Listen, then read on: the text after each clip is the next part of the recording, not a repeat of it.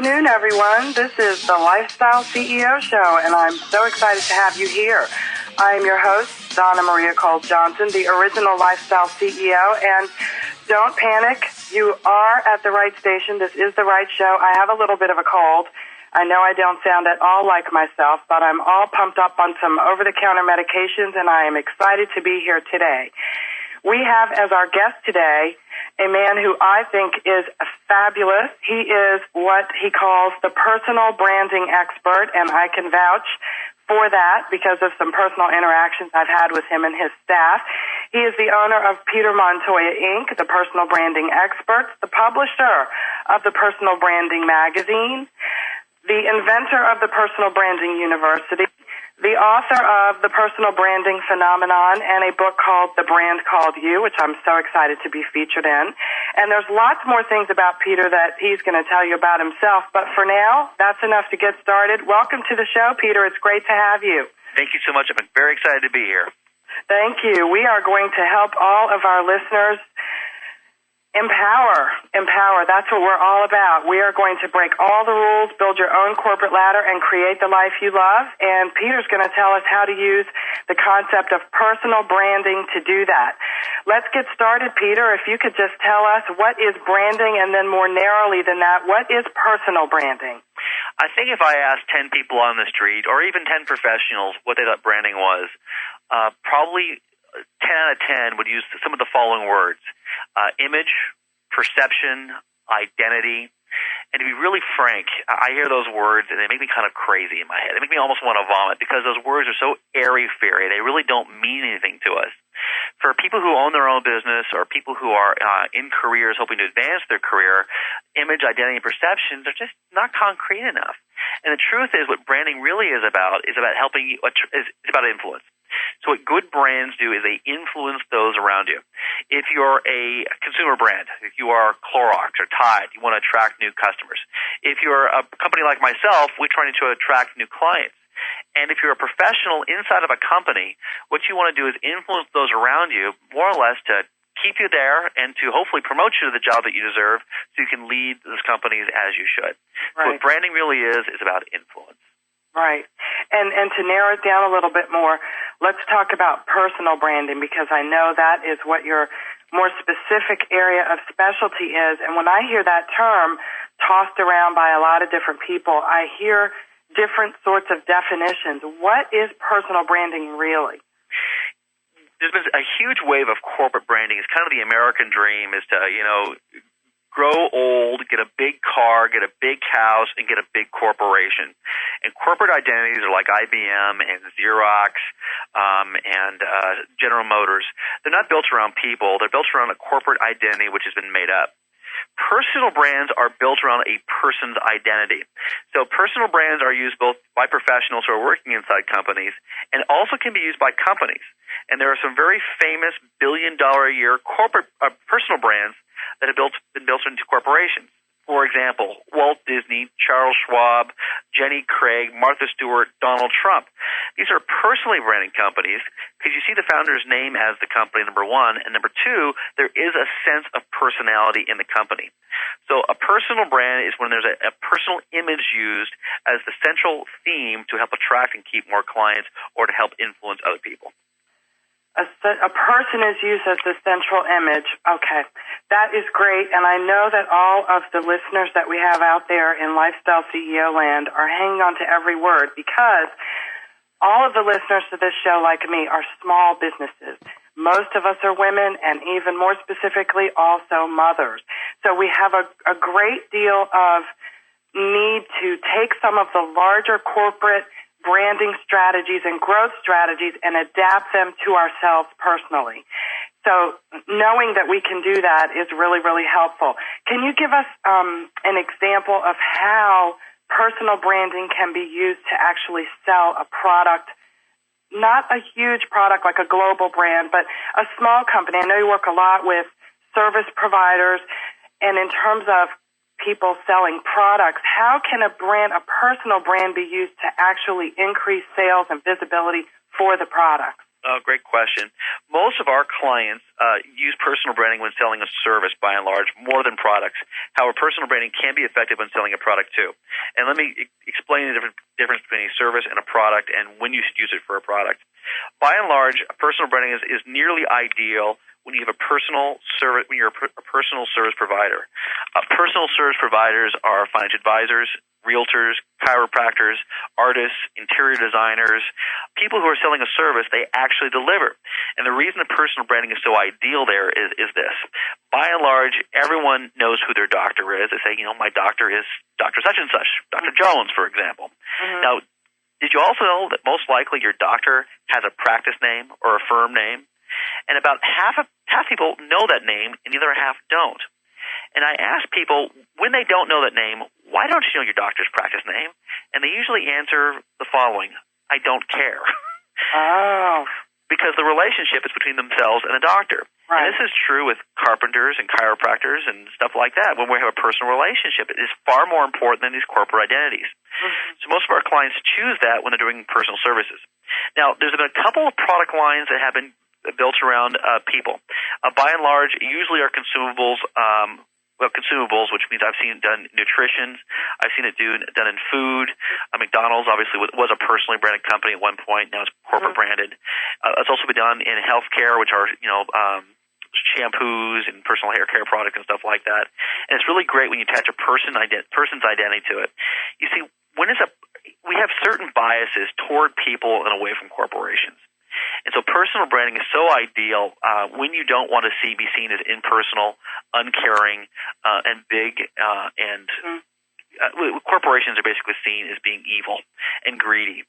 And when you attach someone's name to it, it's seen as being personable, accountable, and we also are vested in the small guy succeeding. Mm-hmm. So that's why personal brands work so well for products and services. Right. And so many of the listeners to this show have small businesses where their customers are exactly as you described. They want to do business with a small business owner. They want to do business with someone who is just like them. So I would think that even though they may be selling a product as opposed to a service, or maybe a product in conjunction with one, having a personality and a kind of branded style to sort of co-sell or maybe cross-pollinate, is that a good word, to cross-pollinate the actual product that you're selling, can only help you. Absolutely right. We really want to see the small guys succeed. Mm-hmm. I mean, I'm guessing this has probably happened to both you, Donna Marie, and also to your listeners, is at some point in time a client has asked them, hey, how's business going?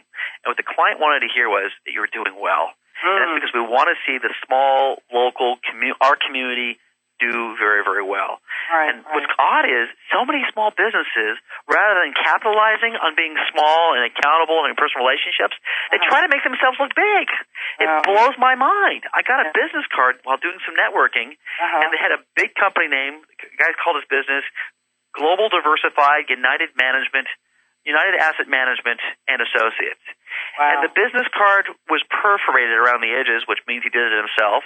I called his phone number, and the phone was not answered by a live person. It was not answered by a voicemail, but actually by an old, rattly answering machine. And he said, thank you for calling Global Diversified United Asset Management and Associates. I'm sorry, all of our operators are busy right now, as if I could have pressed 1 for client service or 2 for sales, but I know I could not do. Right. And he was trying to make himself look big when he's not. Yeah. I think there's absolutely nothing wrong with being small. However, I think there's a huge sin in being phony.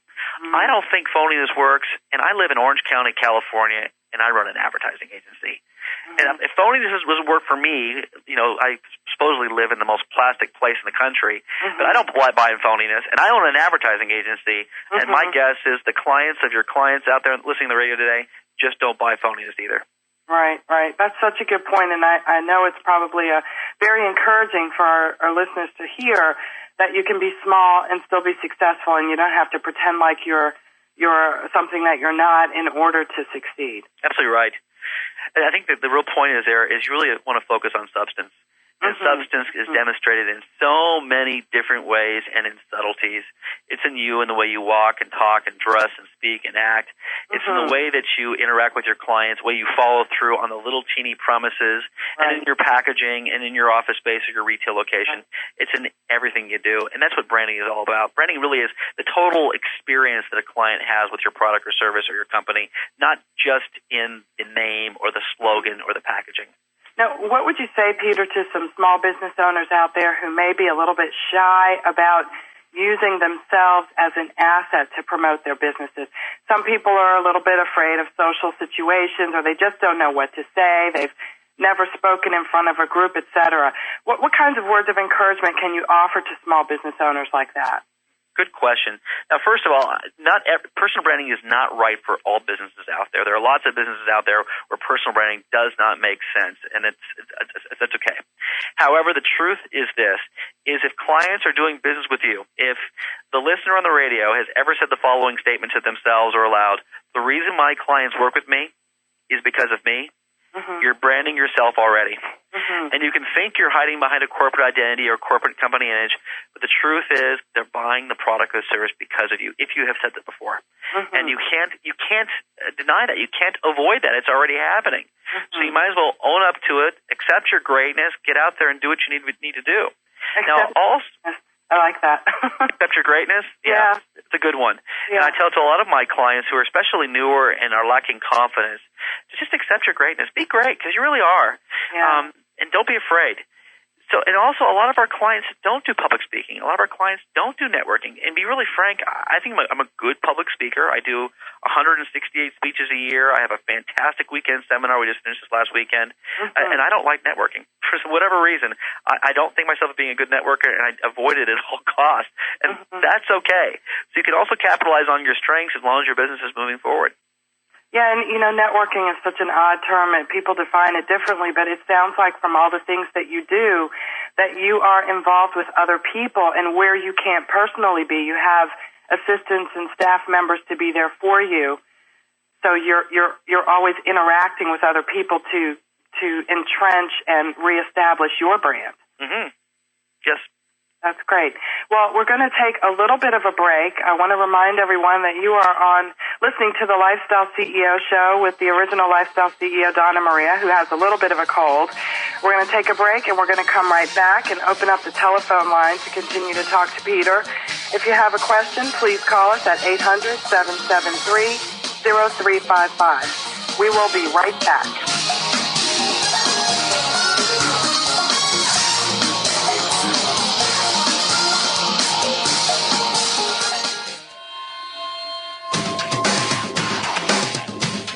Why is everyone listening to GlobalTalkRadio.com? Because it's the future of talk radio. Every day, more and more people are finding Internet radio as not just an alternative media, but as a replacement to traditional AM and FM broadcast stations. Internet radio offers a wider variety of programs, convenient on-demand listening that meets your schedule, and fewer commercial interruptions. And GlobalTalkRadio.com is already leading the way by matching this content with a highly targeted Internet audience. GlobalTalkRadio.com offers its listeners one of the widest programming varieties on the Internet, from business and finance to self-improvement, paranormal, health, literature, romance, politics, and more. There are also opportunities for prospective hosts who would like to host their own weekly or one-time talk shows. Want to learn more? Check us out at www.globaltalkradio.com and see the future of talk radio today.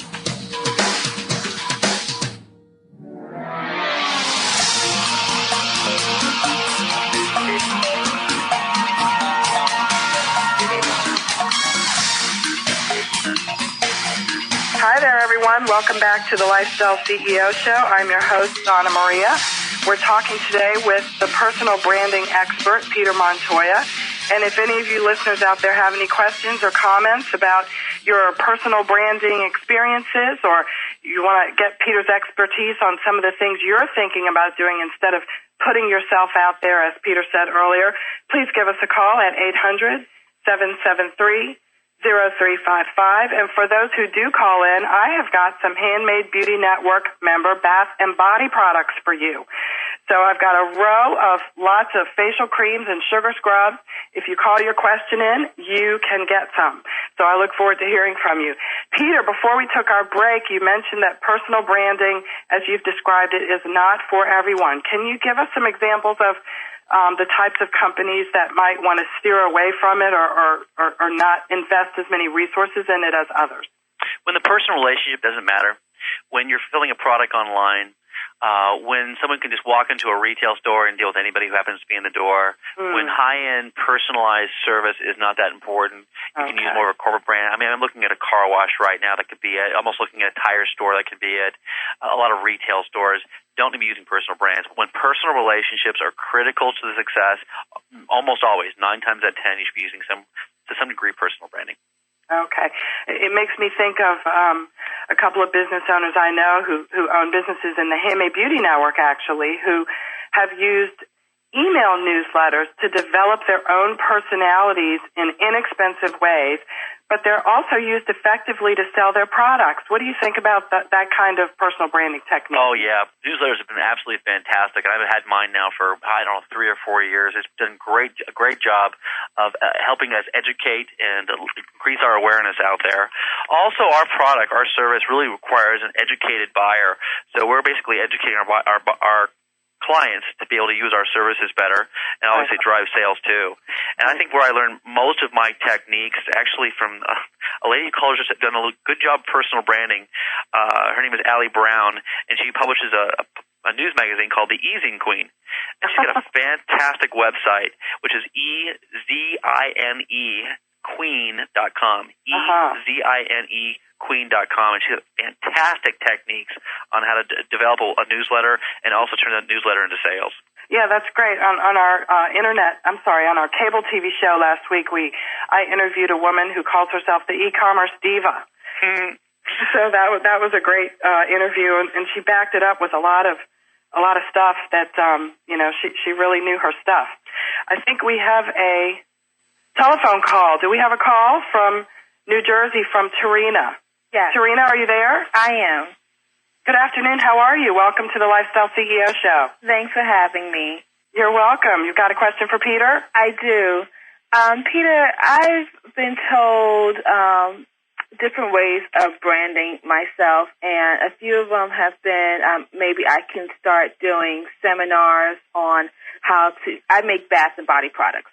And so I can offer these seminars at my local library and become more of a public speaker and things of that sort.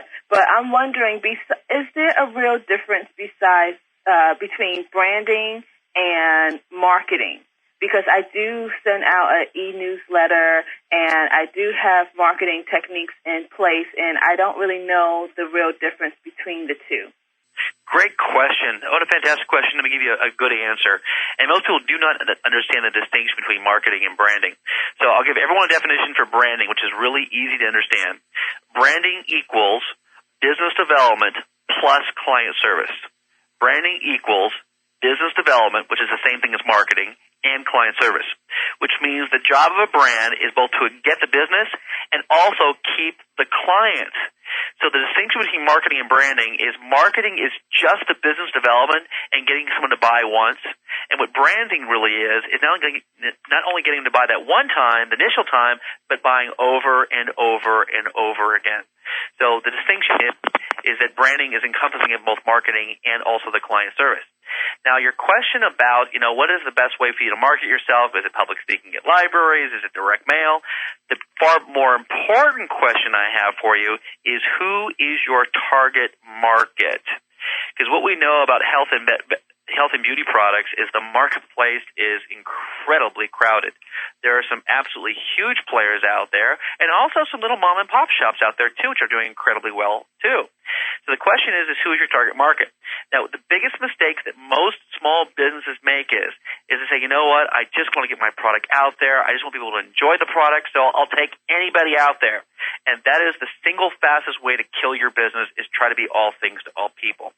The far smarter thing to do is to identify a really hidden target market, a target market that hasn't been tapped on yet, who already wants the product, wants the service, but hasn't had it exploited to them yet, and start marketing the target market. Now, once you know who the target market is, you can figure out the marketing approach to get to them. There's actually 21 different forms of marketing, 21 different forms. There's advertising and direct mail and client referrals and professional referrals and networking and seminars, and you got to find the right marketing channels for the right target market. So I wish I could tell you which is the magic way to market yourself, whether it be seminars or networking. My suggestion is you focus first on the target market, then figure out how to get to them. Thank you. My pleasure. Does that help you? It did. That's great. Thanks so much for calling in, and don't hang up. Our engineer's going to get some information from you so we can send you your treat. Thank you. Okay, you're welcome. Peter, that was great. It's so interesting that you said the thing that kills a business fastest is trying to be all things to all people. It's so tempting if a marketplace is in fact crowded, and there aren't very many that aren't these days, particularly where consumables are concerned. Can you give us some more tips on finding and establishing that niche for a small business using some branding techniques? Yes, I think probably by far the best way is probably a client advisory board. And everyone, when they hears this idea, says, oh my gosh, it's a great idea, I should do it. And then probably only about 1 in 10 businesses do it. However, the 1 in 10 businesses who do it get some absolutely critical market intelligence that puts them head and shoulders above everybody else. Mm-hmm. So how you can do that is by any of the following ways. Is first of all, you got to find a group of people who are willing to give you their honest input. Now, ideally, these people are already clients, or they could be ideal prospects for your product or your service. You can bring them in for breakfast, for lunch, or for dinner. It can be at your home, your office, or a restaurant. And at those client advisory board meetings, you can start asking questions that are critical to understand what the client is looking for, what has already been met, and how you can start distinguishing yourself from a very, very crowded field. And also what my clients tell me is when they create a client advisory board is they start getting some real great client advocates. Because once you bring somebody into the inside of your business and you show your sincerity and how you're putting the client first and your desire to grow, most people want to help. And so they start referring your products and services out there. One of my most successful clients who did this, his name is Kelly Shaw down in San Diego. He had a client advisory board. He planned on rotating his clients out of it each and every year. However, the client advisory board grew to 18 people, and no one would leave. They were so in love with the gatherings they have on a monthly basis. They did barbecues, and they did mixers, and they went on trips, and they started hanging out together, and they became such an incredible referral source for him. He wouldn't break it up. He created another client advisory board. Right. With the other client advisory board gave him more feedback, and on second that, gave him a whole new referral base for more referrals. It gave him such market intelligence, put him such ahead of his competitors. And I think that if you're only using your own imagination to figure out what you think the marketplace wants, you are really in huge trouble. You got about a 1 in 1 million chance of hitting the marketplace right. Right, or even worse, I got an email over the weekend from someone who said that she's actually having to kind of close her business down for a while because she was watching what everyone else did, and every time a competitor did something different, she would switch gears and start doing that. Yeah. She was never really able to get a hold. And so can companies that are internet-based, and more specifically mothers with young children, can they use conference calls and conference calling techniques to have these kinds of client advisory boards? What do you think? Oh, absolutely. Now, maybe it won't be done in a group. Maybe you just do it one-on-one. But then you can always I've had clients just put a little bug on their email saying, we want your feedback. I'd love to have a personal conversation for you about what you like or don't like about my product. We welcome your feedback, whether it be compliments or criticism. Right, or a survey or a poll or anything. Absolutely. Now, so many small businesses are absolutely petrified of being criticized. And however, criticism is the best feedback you'll ever get. Right. And whenever a client is unhappy with one of my services, I write them a thank you note. I thank them profusely. Because for every one client who criticizes or complains or makes a suggestion, there's probably about 9 or 10 other people who thought the same thing and may have left me without telling me about it. And when someone gives you a great idea like that, they're actually doing you a service because it gives you the ability to fix that problem or capitalize on it and keep their business. It really is a gift. Right. That's really wise advice. For anybody out there who may have a question for Peter, I'm going to give you the call-in number again. It's toll-free 800-773-0355. For anybody who does call in, I've got some wonderful rose-scented facial cream for you. So it's a little bit of an incentive where can you get that? You call in, you get a question answered, you grow your business, and plus you get some fabulous beauty products to boot. Can't get that anyplace else. Peter, let's talk for a little bit about I'm looking at one of your books, which by the way, for everyone who might be interested, PeterMontoya.com is the place to go to learn about personal branding. You can get Peter's books there, The Personal Branding Phenomenon, which is the one I'm looking at now. On the covers, we have some phenomenal personal brands, Oprah Winfrey, Martha Stewart, and Michael Jordan. And another book, The Brand Called You, and plus his magazines are also available, and you can purchase back issues as well at PeterMontoya.com. Peter, one of the things that you list as one of the 8 unbreakable laws of personal branding, in addition to specialization, which you just talked about, is distinctiveness and visibility. Can you talk a little bit about those two things? Yeah, we call it differentiation. You got to start looking different than your competitors. And one of the things you mentioned earlier, which was it can be a huge mistake, is copying of your competition. So when your competition starts making a move, you start making a move, and you're always one step behind. And believe it or not, that's actually what killed the Kmart brand. They were obviously the dominant discount retailer for decades. Right. They started broadening their products and services to try to appeal to a new type of client. However, what they ended up doing was making themselves an also-ran to a little teeny company out of Bentonville, Arkansas, named Walmart. So they basically started following who used to be this second-place company, and they turned themselves into an also-ran because they weren't different, they weren't unique in the marketplace. So clients ask me, well, Peter, how do I make my product or service different or unique in the marketplace? Here's the question that all businesses must have the answer to, is what is the biggest unmet need in the marketplace? What is the single biggest unmet need in the marketplace, and how can you fill it better than anybody else? Now, when I ask 9 out of 10 businesses that question in my weekend seminar called Brandmaster Weekend, they usually answer, I have no earthly idea, which is problematic. Right. Because that means you're just selling a product. It means you're just hoping to make money by selling a product, and you might get lucky. However, the serious businesses that have, healthy businesses that make $5,000 and $10,000 and $20,000 a month, people who work 20 hours a week, who really tap into an unmet need, they do that because they found the need in the marketplace better than anybody else, and they service it better than anybody else, and they reap the huge rewards because of it. Right. And I think what you're saying is, I'm so glad you're saying it, and you know what, you're saying it so well and so succinctly, because this kind of information, it just seems to be so cluttered, and what you're saying is to have focus, be distinct, and be able to describe in a small number of words what it is that you do and why you're different. And that's a fabulous message. We're going to take a little bit of a break. This is the Lifestyle CEO Show with your host, Donna Maria. We're talking to Peter Montoya, the personal branding expert. Check out his website. Lots of free articles there at PeterMontoya.com.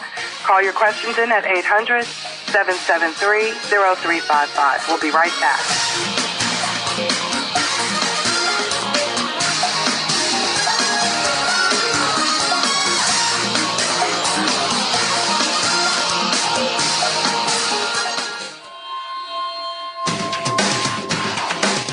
Want to stay on top of what's new in the radio industry? Sign up for a free subscription to the Future of Talk Radio, available exclusively to listeners of GlobalTalkRadio.com, and find out what's new in the world of online radio. Listeners can find out about new shows and special guests. People with something special to offer can find out how to become a guest and how to prepare for an interview. And prospective hosts will find a valuable resource for everything from planning the new program to selecting topics and guests, recouping expenses by selling advertising, and more. Sign up today for your free subscription to the Future of Talk Radio by visiting www.globaltalkradio.com and learn about the future of talk radio today.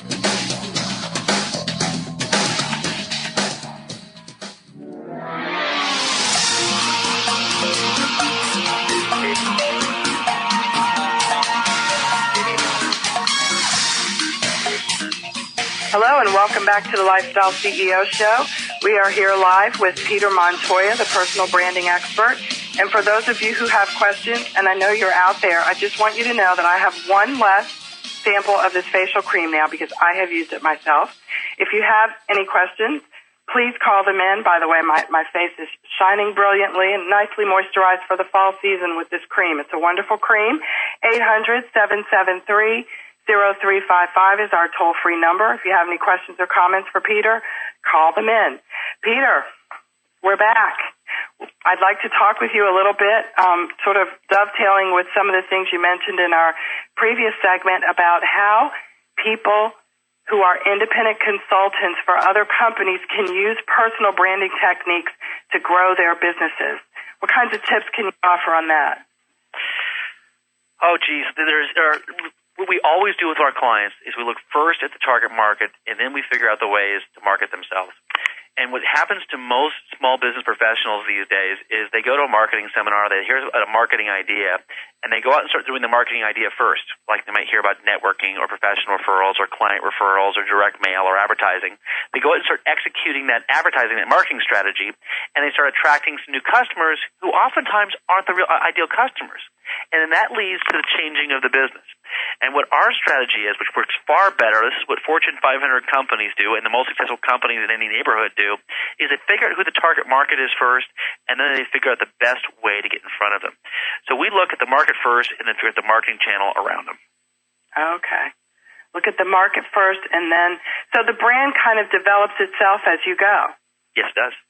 So it's not really one before the other. It's doing it's doing these things in tandem, and your customers, to some extent, as you talked about the client feedback, they will tell you what direction you should go in to be most effective. Exactly right. Okay, great. We've got a caller on the line, Lori from Georgia. Are you there? Yes, I am. Hi, Lori. Welcome to the Lifestyle CEO Show. What's your question today? Hi, thanks. Well, I was wondering, I make only one product, and I'm wondering if that's a good thing or if I should consider branching out into other products. Lori, what's your product? Body butter. I'm sorry, say it again? Body butter. Body butter. Great. Body butter. Okay. How competitive is your marketplace? Very, I think. Got it. Well, here's the great thing, is that the more competition you have, the more specialized you must be.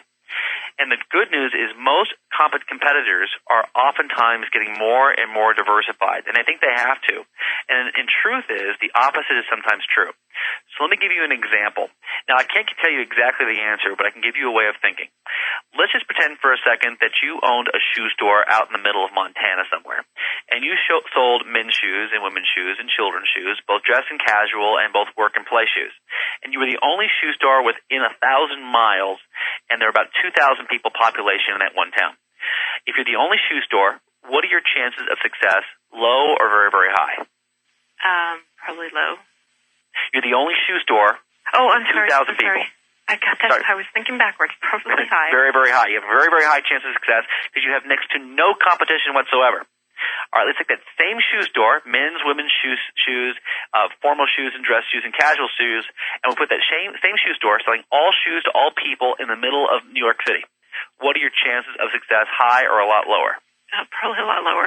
A lot lower because you have so much specialized competition. You don't only have women's shoes, for example. You have 14 different types of women's shoes specialty stores. Same thing for children and for athletic and for hiking shoes there, too. They're all very, very specialized. And so with the amount of competition you probably have in health and beauty care these days, a very specialized product might work really great. And so one of the things I would suggest is you really want to hype on, build up the mystique of the product. And you build up the mystique of the product by telling a story. You can tell a personal story of how you came to build it. You can build mystique by talking about the products or mysterious ingredients that happen to be in it. And so people come to understand this one product as being very special and very, very unique. And you may have a real chance to capitalize on the marketplace that way.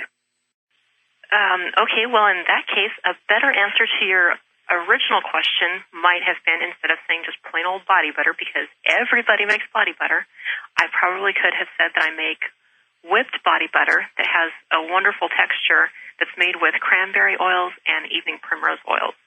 Okay, wow. That's it. I'm ordering some. That makes a big difference, doesn't it, Peter? It certainly does.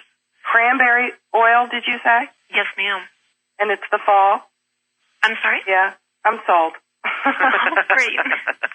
Now that's such a good point because, when a new car manufacturer comes out, they're not just selling a car, they're selling a car that's safer for your children or a car that's a different color that you want. Just saying that we've got a great example from Peter and Lori there, just that exchange to show everyone, no matter what you're selling, to be specific about what makes it different, and your little elevator speech, 15 or 20 seconds where you talk about what you're doing. Peter, thank you for sharing that. Lori, I hope it was helpful to you. It was. Thank you. Great. We're going to send you a bath and body care product, so we hope you enjoy that. Thank you for calling in and participating. Wonderful. Thank you for your time. Peter, let's talk about moms. The Lifestyle CEO Show is all about empowering moms, well, people in general, but also moms to break all the rules, build their own corporate ladders, and create the lives they love. You know, society today is just so filled with uncertainties, and, you know, pension plans are evaporating, Social Security, who knows where that's going to be when our children are grown. A lot of moms are starting businesses, and they're becoming what I call lifestyle CEOs, not solely for financial reasons, although that's obviously important, but because they want a lifestyle that they can enjoy while they're also contributing to the financial bottom line of their family. And I know you're a dad. Tell us a little bit about some of the tips that you might offer to balance having your own business and also keeping the home fires burning. Great question. I think by far and away it actually goes back to an earlier answer that I gave, which is specialization. And just like Lori from Georgia was talking about, you know, she's thinking, do I have to add more products and services to compete? And oftentimes you don't. And oftentimes adding more products and services not only makes you less competitive in the marketplace, but usually requires more of your time and your energy to make them work. That's right. So my most successful clients, believe it or not, keep very, very simple. They oftentimes only have one type of client and one type of product, and they keep very, very narrow on both their product and their service type of client.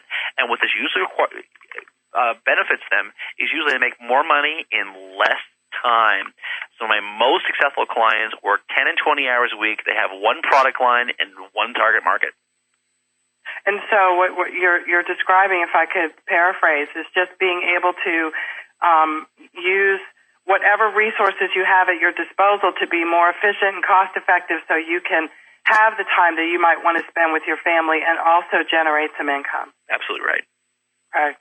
I know that we've got some callers out there who may have some questions about that. I encourage you to call in at 1-800-773-0355. It is a toll-free call. We're talking to Peter Montoya, the personal branding expert.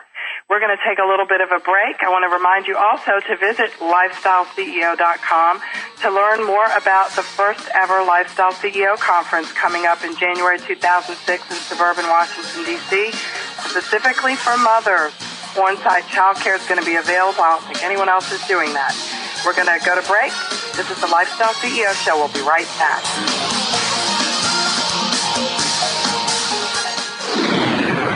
You're listening to GlobalTalkRadio.com.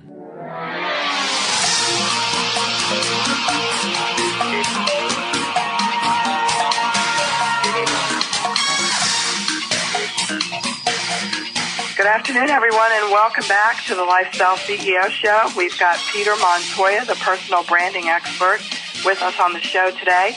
You can call your questions or comments in toll-free at 800-773-0355. If you're just joining us, I want you to know that we have some wonderful products made by Handmade Beauty Network members that we'd like to share with you. If you do call your question in, we'll get one of those right in the mail to you.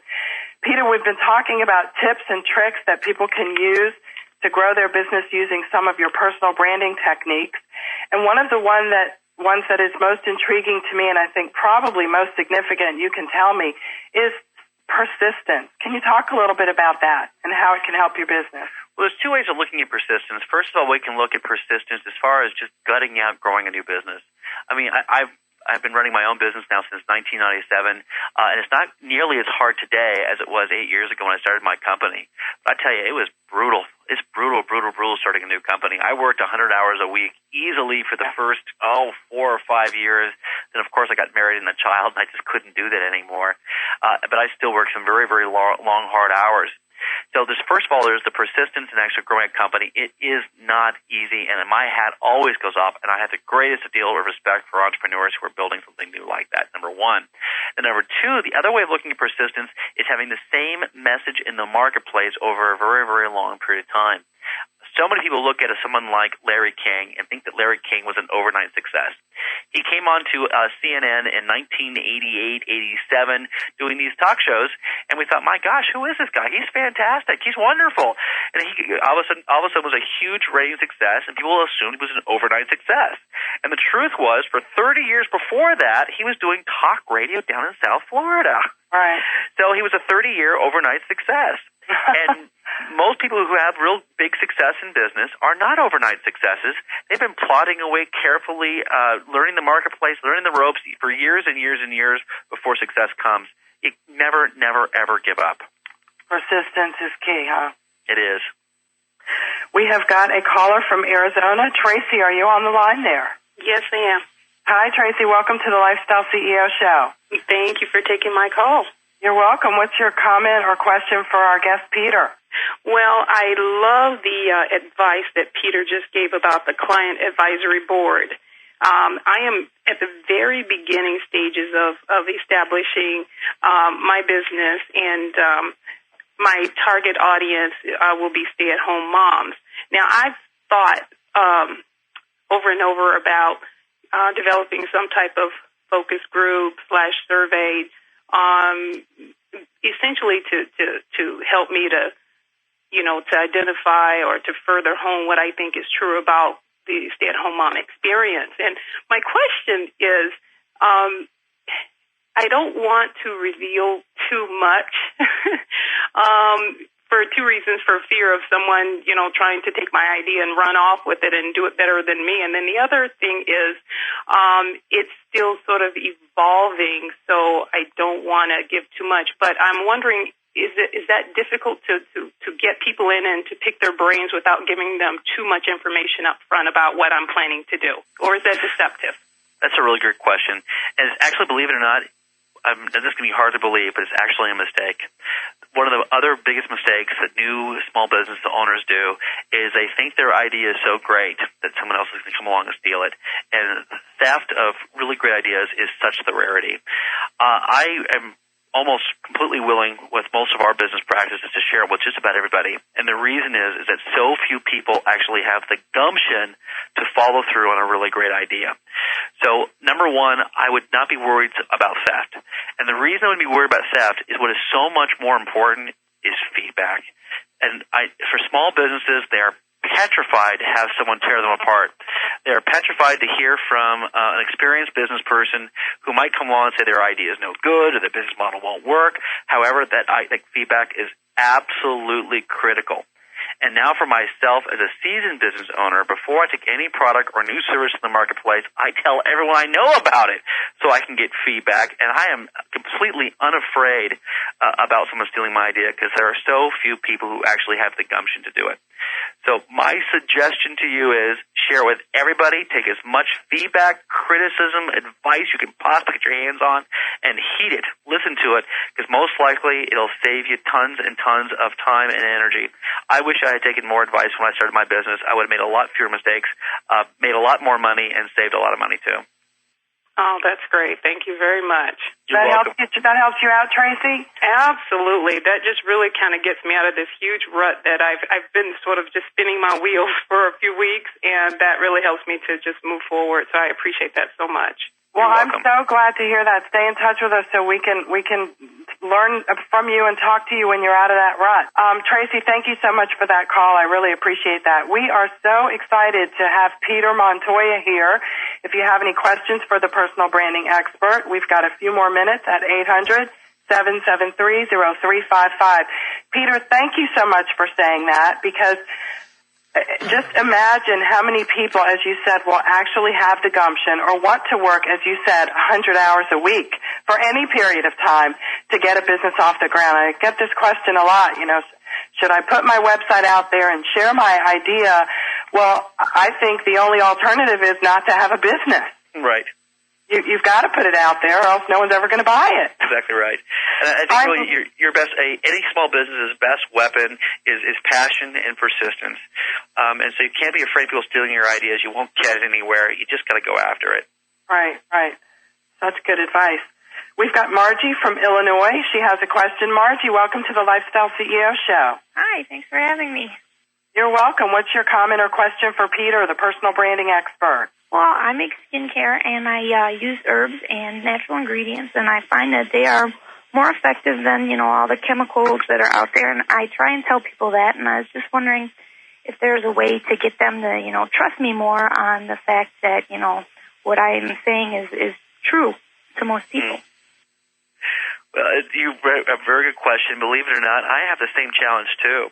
And the challenge is this, is most consumers these days are very, very sophisticated and very, very skeptical, which means that most people you talk to have the following mentality. I've been there, I've done that already. Which means you could be talking about your product and saying how great and wonderful it is, and they'll say, well, yeah, maybe it is and maybe it's not. The two best ways you can combat, actually there's three really great ways to combat that.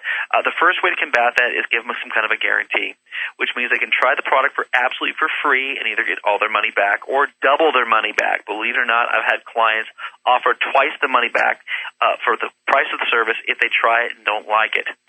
Number two, you can tell a really unique story about how the product came about, and actually create the story such that the product sounds really compelling.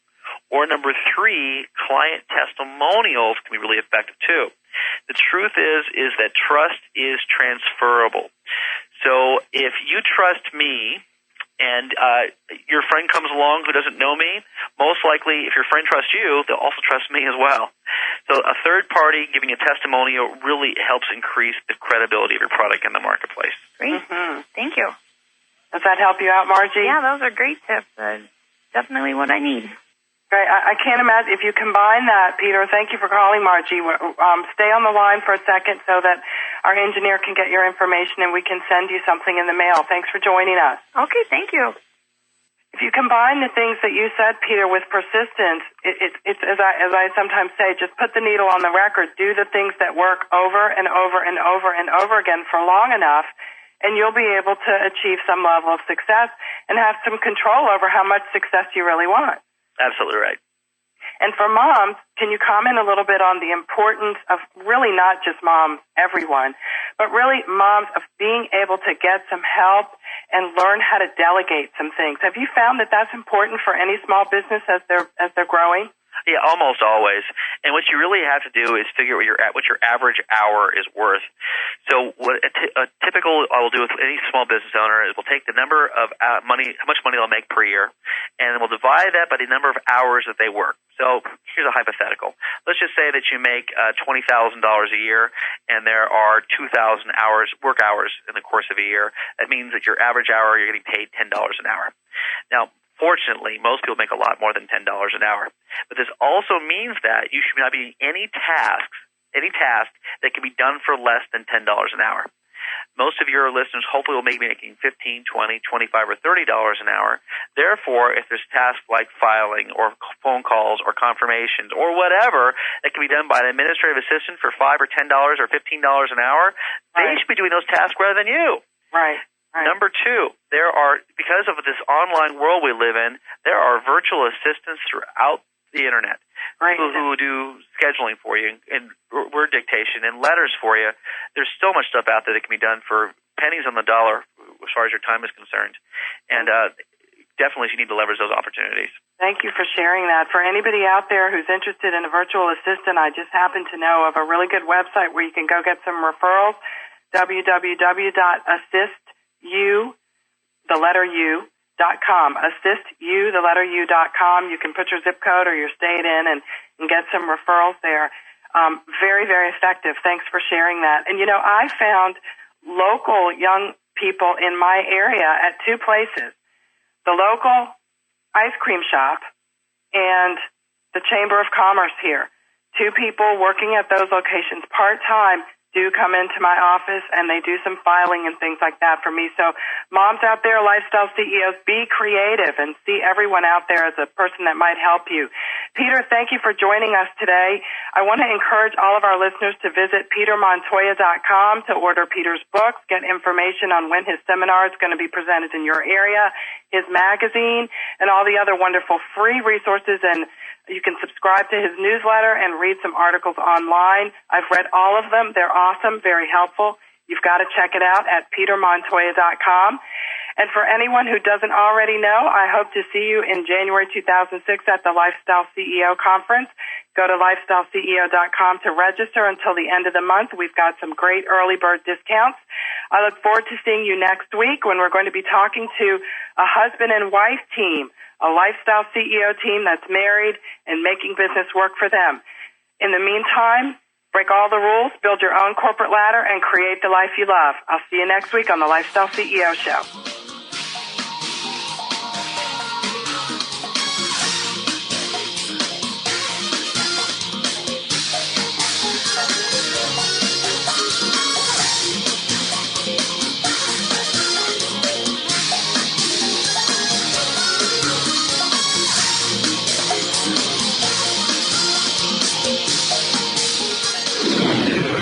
You're listening to GlobalTalkRadio.com. You're listening to GlobalTalkRadio.com. You're listening to GlobalTalkRadio.com. You're listening to GlobalTalkRadio.com. You're listening to GlobalTalkRadio.com. You're listening to GlobalTalkRadio.com.